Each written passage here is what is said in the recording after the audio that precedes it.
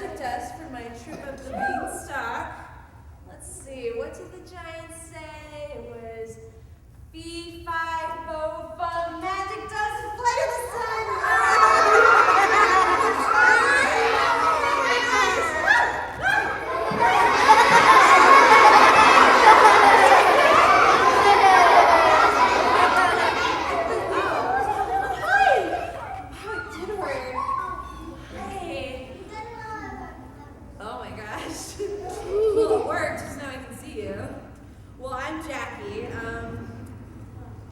This is a really nice enchanted forest. I mean, look at this place. Wow. Did you hear that? Yeah. Isn't that cool? Wow, sometimes it's just nice to listen, you know? I bet, I know, let's come up with a super secret signal so when it's time to listen, we can just know what to do. So it'll be like this. Okay, so let's try it. Make some noise.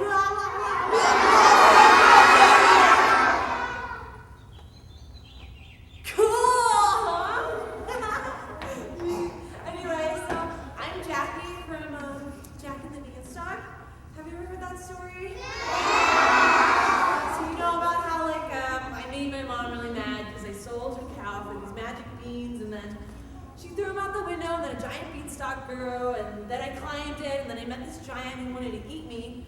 So I stole his magic goose, and then he chased me, and I had to chop down the beanstalk to save my life. And, well, ever since then, I just love chopping things down. And this tree is perfect. Okay, so here goes. 1, 2. I wouldn't do that if I were you. Who said that? I don't know. It must have been my imagination. But you heard it too, right? Okay, well, I'll try it again. 1, 2. That's not a good idea. All right, well, whoever said that, I know.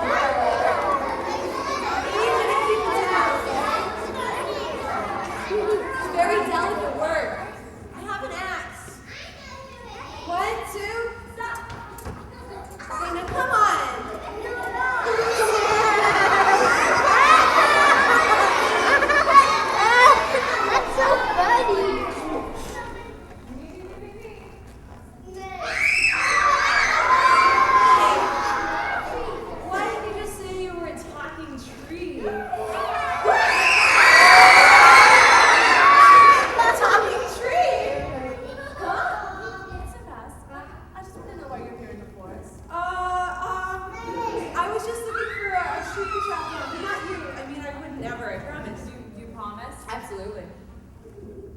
I'll just find another tree to chop down instead. Not the right answer.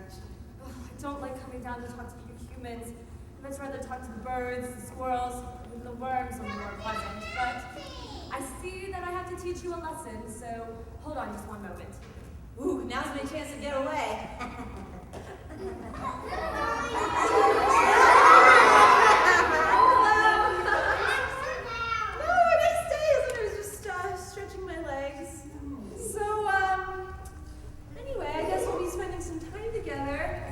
I'm Jackie, and you are? I'm the voice of the tree that you just tried to chop down. I'm the voice of the animals that live in this tree. I'm the voice of this enchanted forest, and I have yet to decide if it's nice to meet you or not. Why? Just because I tried to chop down this one, like, itsy bitsy teeny tiny tree? I mean, This is a mighty oak tree. It's been here for hundreds and hundreds of years. Well, maybe it wants to just sit for a minute. Silence. Its roots dig deep into the ground. Its branches reach high into the sky. If you were to cut down this tree, an entire family would lose its home. Family? I don't see any family living in this tree. It's because you're not looking close enough. If you do, you'll see all kinds of things live in this tree. Like the caterpillar. This is the perfect time for a caterpillar. It can use it for shade, for shelter, for food. It can eat the leaves too. Whoa, wait a minute. A house that you can eat? That's something I'd be interested in. You know, my mom's always saying, I'm eating her out of house and home. Don't you see that this tree has so many members of the family in it? The moms, the dads, the brothers, the sisters, the cousins, the uncles, the aunts, too. What? That ant was hiding in that tree.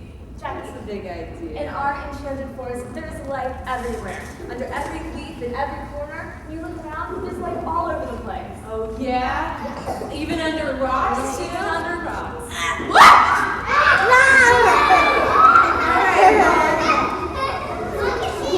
Before I always thought like a forest had maybe some birds flying around or maybe some plants, but now you're telling me there's literally living things under everything? Yeah. Well, that's a little scary. I'm freaked out now. Oh, don't be scared, Jackie. You're only afraid because you haven't met all the different living things inside. Let's explore our enchanted forest, and I'll introduce you all to our most unique animals. Okay. All right, everybody. Who knows what this is? Go ahead, shout it out. It's a woodpecker, right? It's a bird. It's a very special bird. It's called a woodpecker. And it has a very special beak that lets it peck into old and dead wood, where it builds a home inside the wood. Now, once the woodpecker is done, he leaves and other animals can move in, like squirrels and owls. So you can kind of think of the woodpecker as the carpenters of the forest. And who knows what this is? Mushrooms! Do you guys like mushrooms? See, mushrooms can be really, really good, but there's something really important to remember about them. That's right, they can be poisonous. You never want to eat wild mushrooms. Be sure to eat only the mushrooms that come from the grocery store, because some of the mushrooms that grow in the wild can be really dangerous and it can make you really sick. And who knows what these are?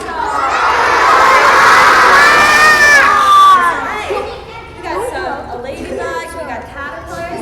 These are more specifically called insects. Sometimes you hear them called bugs, but they're called insects. And insects, even though they're really tiny, and sometimes, you always like squishing bugs and everything like that, they're really important to our forest because they act as food for the other animals that live in the forest. Can you imagine eating bugs all day? And what about this? Now, here's a question for you guys. We gotta raise your hand for this one. Do flying squirrels actually fly? There you go. Yeah, they don't fly. They glide from tree to tree. And flying squirrels are like farmers that we have here in Pennsylvania. Like farmers plant seeds into the ground. The flying squirrels eat acorns, and then they bury those acorns into the ground so that acorn trees can grow. Isn't that cool? Yeah! All right, and who knows what this is? That's right. Now, porcupines are a very interesting animal. They're a mammal, and even though that they're covered with hair, what else do porcupines have on them? Do you guys know? They've got needles on them. That's right. So if you come up to a porcupine into the forest, you want to run away. You don't want to get too close because these needles could very, very much hurt you. So don't get too close to a porcupine. Ouchies is right. All right, here goes what this is. This is a salamander, a slimy salamander. And do you guys play in your creeks in your backyard? Do any of you guys have creeks in your backyard? So you'll probably find lots of salamanders in your backyard, and you know that you have a really great creek in your backyard because salamanders can only live in very clean water. So it's important that we keep our water nice and clean so the salamanders can live. And then this is, I bet you guys are going to like this one. Snakes are all over the place in Pennsylvania. And who knows what the snake's favorite food is? Rats. What else? Mice. And mouse. Actually, in Pennsylvania, the snake's favorite food is our friend the slimy salamander. So it's important that we keep our creeks nice and clean for both the salamander and the snake so that they have food as well. Alright, and this last one is for Jackie here. Jackie, what do you see in this picture? Come on, tree spirit. Who are you fooling? There's nothing even there. Oh, but there is. You just need something very special to see it. What do you see now? Whoa! There's like thousands of tiny squirmy things all around in there. That's right. They're bacteria, or like germs, and they're found all throughout our forest. Wait, do we want germs in the forest? We all say no, but you actually do. You want tons of bacteria in your forest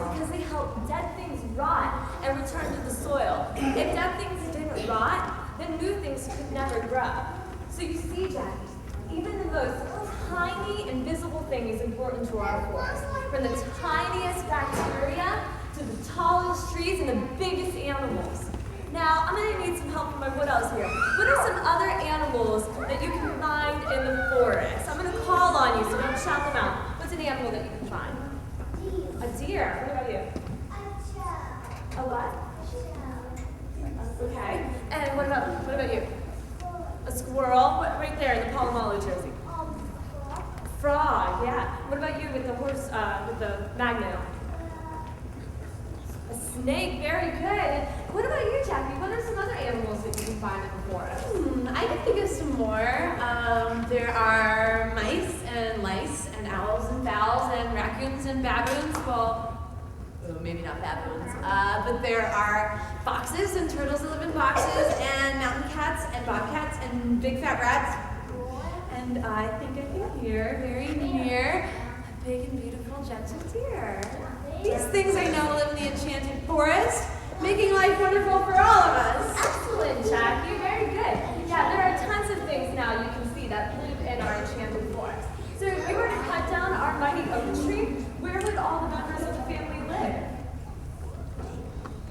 I see your point. Now that I know that so many animals and family members live in this oak tree, I will absolutely not cut it down. Oh, thank goodness. In fact, since so much depends on this one oak tree, I'll just get rid of all these other trees. No, wait. Do you think having only one type of tree in the forest is going to make our forest stronger? Yes, I do indeed. I mean, let's get rid of all these ugly, scrappy little trees cluttering up the place and make more room for the oaks. Okay, hold on to that thought for a moment. All right, let's think about this for a second. Let's imagine two different types of forests. One with only one type of tree. And then another forest that has a great variety of trees and a great variety of animals and life inside of it. Variety, huh? I think I heard you say that word before. What does that mean? Variety is a very important word in our forest. It means that something is made of a bunch of different things. Take our wood elves, for example. We have a great variety of wood elves here. We have some with long hair, and some with dark hair, and some with pigtails. Some have blue eyes and green eyes and brown eyes. Some are tall, some are small. There's a great variety of you guys out there. Now, scientists have a very special word that they use to describe the variety of life on Earth. It's called biodiversity. Hey, can you all say biodiversity with me? Very good. It means a great variety of life on Earth. Now, to help you guys better understand biodiversity, I'm going to need some help from our wood elves here. Guys, some wood elf volunteers, put your hand up high in the air. I'm going to come around and pick 6 of you. 1, 2, 3, 4, and 5, 6. All right, so you guys come on stage with me. Up here. And you guys are going to stay right here. Right? And then I'm going to need 6 volunteers from over here. 1,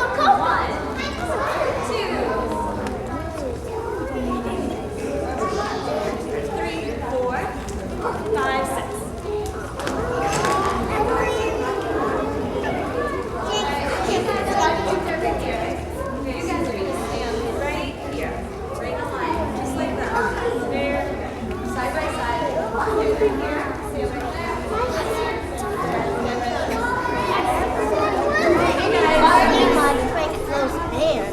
So let's imagine that we have 2 different types of forests, and they're divided by a great big blue river.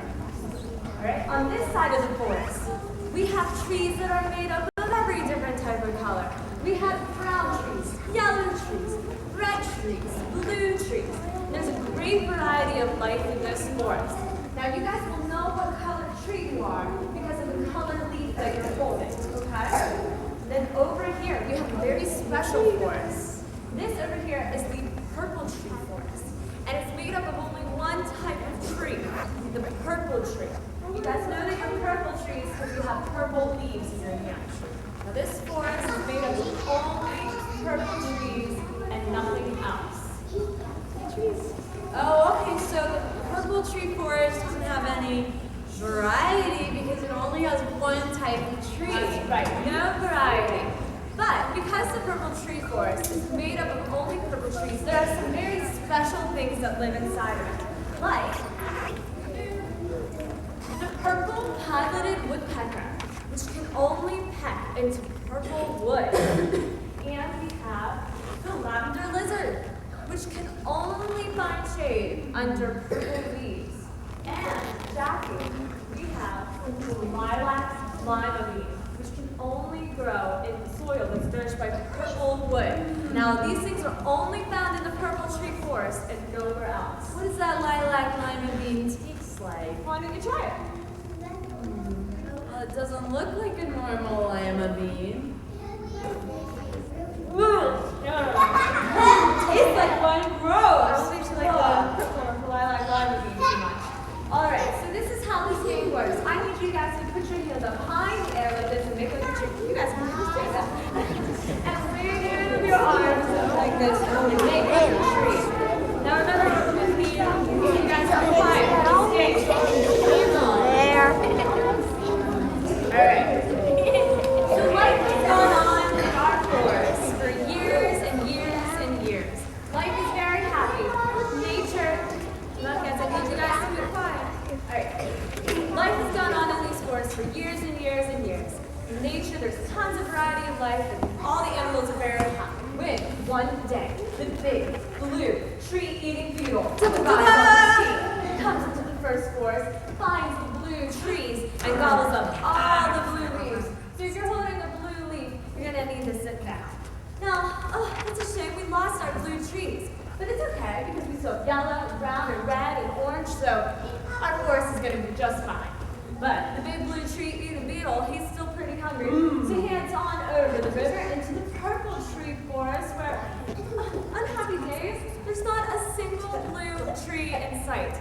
And everybody knows the big blue tree-eating beetle hates purple leaves, and he'll never eat one. So he heads on up. Life continues on like normal. Our trees wave happily in the breeze, and life continues like normal. When, one day, the ogress, orange tree-eating beetle, arrives. He comes into the forest and gobbles up all the orange trees in sight. So everyone, orange tree, sit down. So it's a shame. We lost our orange trees. But it's alright. We still got red, we still got brown, we still got yellow, so our forest will be okay. Over this orange tree-eating beetle, though, he's still pretty hungry, huh? So he's going to head over the river into the purple tree forest, where, on happy days, there's not a single orange tree in sight. And everybody knows the ogre's orange tree-eating beetle hates purple leaves, and he'll never eat one. So he heads on out. So my idea is right. A forest with just one kind of tree would be the strongest. All right, hold on to that. Let's see what happens next. All right, so our trees are happy in the breeze, waving back and forth merrily for years and years and years. When, one day, the perilous purple tree-eating beetle arrives on the scene, comes towards the forest, finds nothing, and quickly zooms over the river into the purple tree forest, where, happy days, it's an entire forest filled with purple trees. He gobbles up every single tree that's there, every single leaf, until there are no purple leaves left, and not a single purple leaf. Not a single purple tree left in the forest. Oopsies is right. I mean, look at this. Even though our forest lost a few trees over there, it's okay, because we still have red trees, and yellow trees, and brown trees. This forest survived because of, what's the word? Biodiversity? Biodiversity. But look what happened over here. Our entire purple tree is lost. And all those amazing animals that were inside of it, the purple pileated woodpecker, lavender lizard, they're all gone. They all lost their homes. Oh no. I feel so bad about what I said about that lilac lima bean. Oh, that's all right, Jackie. This was just a game to show you how important biodiversity is. Hey, you widows did such a great job. Let's give them a big round.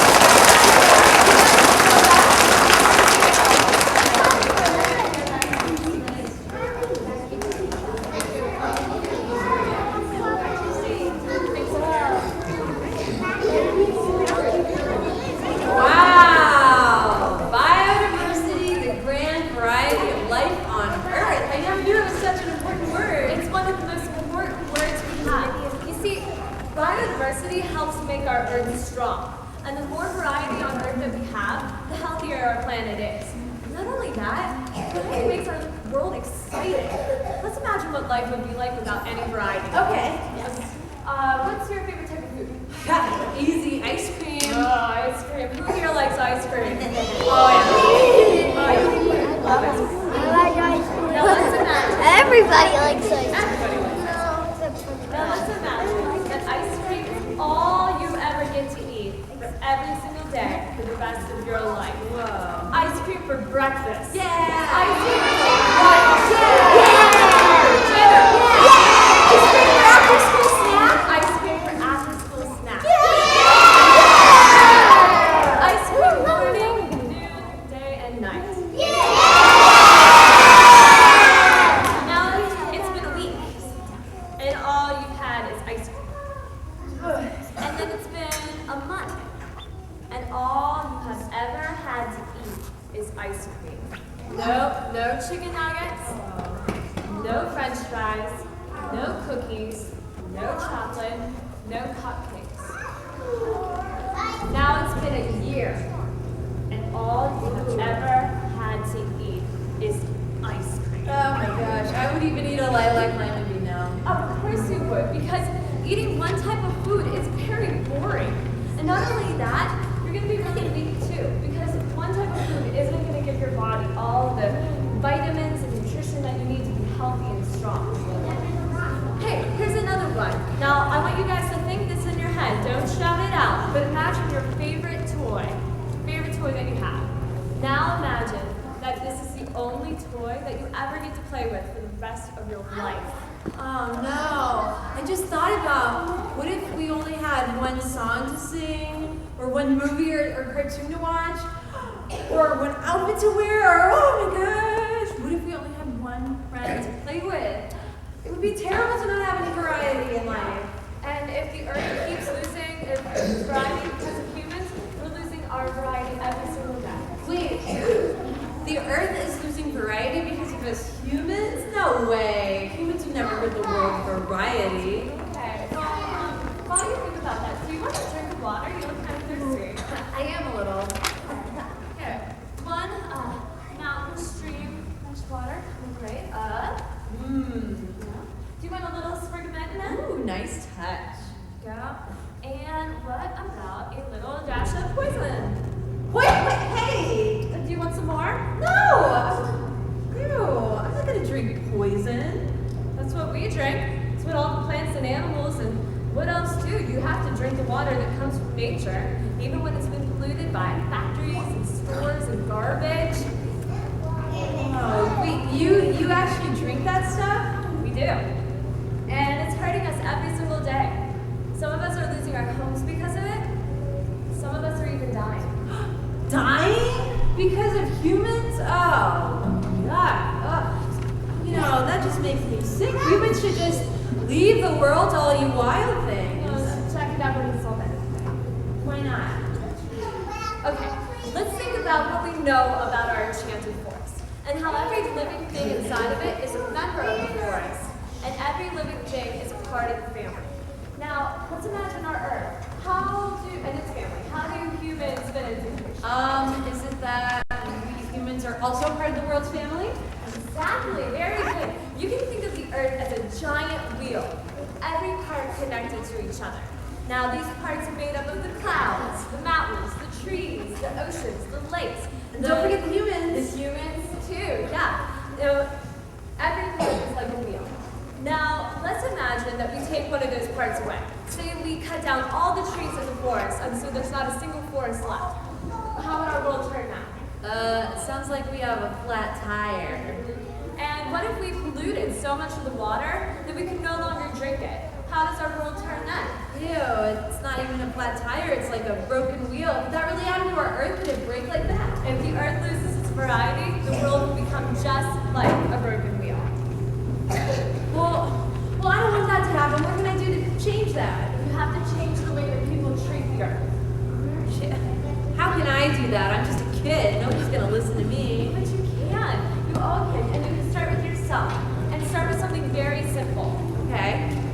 Okay, like never ever litter. Okay. That's simple enough. I can do that. Yeah. And you recycle. And instead of just throwing things out, you can get your family and your school to recycle too. And don't waste things like paper, food, and water. Be sure to use just what you really need. And Jackie, never, ever waste electricity, because creating electricity is the #1 reason for air pollution. Whoa. Well, but sometimes I still get a little scared of the dark, and I like to use my nightlight. Is that okay? Oh, of course, Jackie. It's all right to use what you really need. You know, I kind of like nightlights too. I'm lucky I get the moon and the stars as my nightlights. See, you humans are very, very smart. And I have no doubt that you guys are going to come up with tons of ways to make factories and stores and cars without polluting. You just have to really want to do it and work really hard at it.